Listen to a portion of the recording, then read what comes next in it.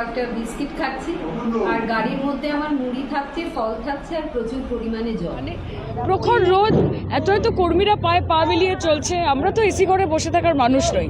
Mamata Banerjee street fighter, মাঠে নেমে লড়াই করতে হবে, মাটি কামড়ে পড়ে থাকতে হবে। এই গরমটাকে কিভাবে ম্যানেজ করছে? আপনারা যেভাবে ম্যানেজ করছেন আমিও সেভাবেই ম্যানেজ করছি, কর্মীরা যেরকমভাবে ম্যানেজ করছে দেখছেন তো। কেউ ভালোবেসে দিদি একটু ডাব খান, কেউ একটুখানি গ্লুকন ডি দিচ্ছে, কেউ একটু অরেঞ্জ দিচ্ছে। এরমভাবেই ছোট্ট ছোট্ট পায়ে চলতে চলতে ঠিক পৌঁছে যাব। গরমে তো কর্মীরাও হাঁটছে, কি বলবেন? যাতে ওনারা তো আমাদের সম্পদ, আমাদের কর্মীরা হেঁটে একটা র্যালিকে এগিয়ে নিয়ে যায় বলেই তো আমাদের এত গুরুত্ব।